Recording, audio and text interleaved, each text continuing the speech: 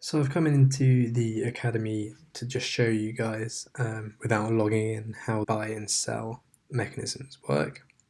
It's pretty simple and it does what it says on the tin. If you click buy, you can select the number of shares that you wish to buy of a player, and they give you the price, and you buy them based on that. You can then see the player in your portfolio.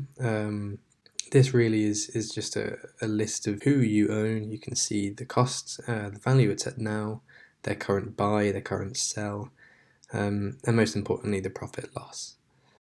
So the real trick here is the sell mechanisms that the index implies. They take 2% commission. It's absolutely vital that all new traders understand this. No matter how you're selling your players, the shares that you sell will take 2% commission fee, and a minimum of 1 pence from each completed sale of the transaction. So it's worth just noting that. You may be able to cash out your bet early. This basically is referring to the fact that when you buy your shares in your footballer, you're buying shares or futures in them for 3 years.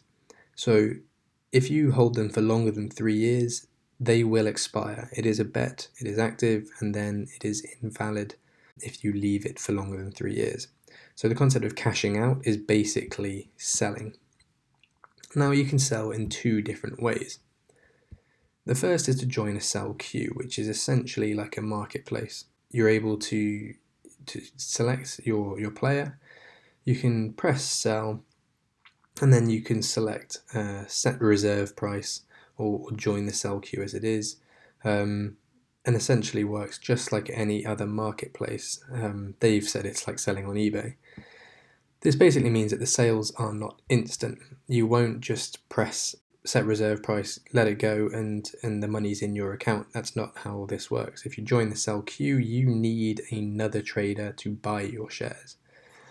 Now, for certain players, this is harder than it is with others. Essentially, the queue means that if there are a lot of people selling these shares, you may find that the value continues to drop before you get to the front of the queue, which means it's going to take longer for you to sell, and you're probably not going to get the value that you'd first anticipated selling for. Obviously, you can't sell more than 300.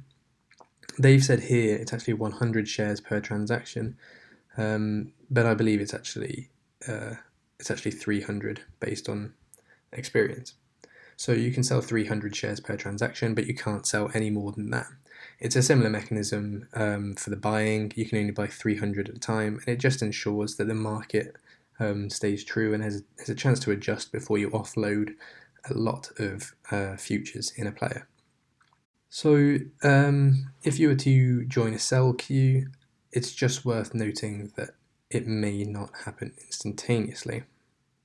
The other option is the instant sell, and that does exactly what you'd expect. The Football Index publishes a sell price, essentially meaning you can sell for that price, and they will also take commission, and they do show, this example is a little old, but they do actually show you what the commission they are taking is in that. So it's definitely worth checking a look at the instant sell.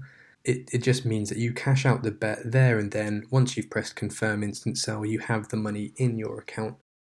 They say it's common to all financial and betting markets, and it's absolutely right. The only difference really is that you end up highly likely end up with a value slightly less than what you'd potentially have hoped for. So if you go to the instant sell, you'll see a lower price than that of what you'd expect in the sell queue. However, like I said before, if the sell queue is very large, then the player will end up dropping in value, and it may end up dropping below your reserve price, which would cancel your sell. So unless you're setting the reserve price relatively low, but still higher than the instant sell, you probably would end up be better off just going with the instant sell if there is a very large sell queue.